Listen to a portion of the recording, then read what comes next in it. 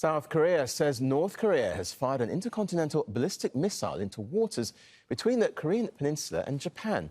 It's the third missile launch by Pyongyang this week. Japan has called a National Security Council meeting following the latest test. Well, Rob McBride joins us live now from the South Korean capital, Seoul. So, yet another missile launch by North Korea. Tell us more about this latest one. That's right. This took place just after 7 o'clock local time in the morning, Thursday morning here. It was detected being launched from an area called Sunan. That's just outside the North Korean capital, Pyongyang. Now, it traveled some 1,000 kilometers east, landing short of the northern Japanese island of Hokkaido.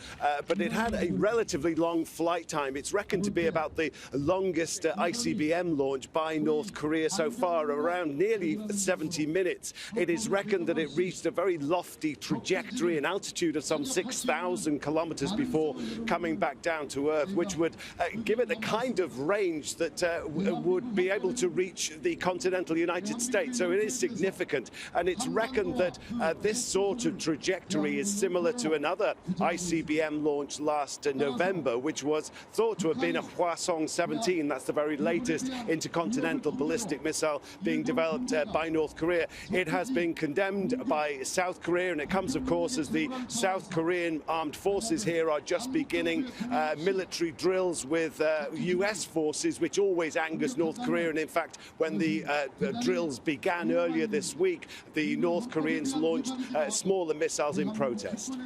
And Robert, it comes as South Korea's president travelled to Tokyo to meet the Japanese Prime Minister. I mean, presumably North Korea's missile program will be top of the agenda there. Yeah, absolutely. It's a very significant visit by President Yoon Suk-yeol, the first bilateral mission to Tokyo by a South Korean president in more than 10 years. And it is also very controversial. In fact, if we can just move the camera back a little bit, there's been protests going on here in Seoul about this summit meeting.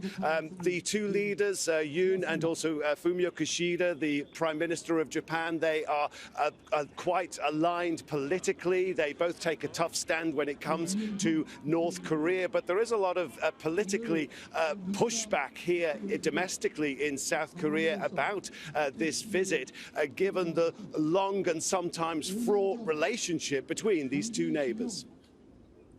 South Korea's President Yoon Suk-yeol visits Japan hoping to improve a complex relationship shaped by successive wars through history and decades of colonial rule from Tokyo during the last century. In this social media promotion, Yoon has been trying to reach younger, more skeptical South Koreans with a reminder about their close links to their Japanese neighbors. Older people here are more open to the idea of maintaining warmer ties with Japan and their common ally, the United States, as a counter to growing threats from North Korea and the expanding might of China. It's scary. I'll say it. I'm scared, too, like everyone. We need the help of our neighbors, the Japanese, and our greatest alliance supporter, the United States. Closer ties between Tokyo and Seoul would also help Washington's ambitions of maintaining a technological lead over China, such as in the production of strategically sensitive semiconductors. But Japan's treatment of Koreans during World War II continues to cause anger here. The recruitment of so-called comfort women forced to work in military brothels still brings out protesters once a week, while other groups have demanded that Japan apologizes to and compensates the victims of forced labor.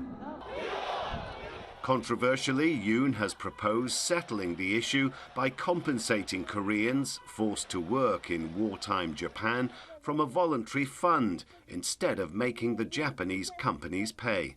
I won't accept such money, even if I starve to death. Why would I accept that money? For Yoon, it seems it's time to move on. Japan has changed from a militaristic aggressor to a partner that shares universal values with us and cooperates with us on security, economy, science and technology and global agendas.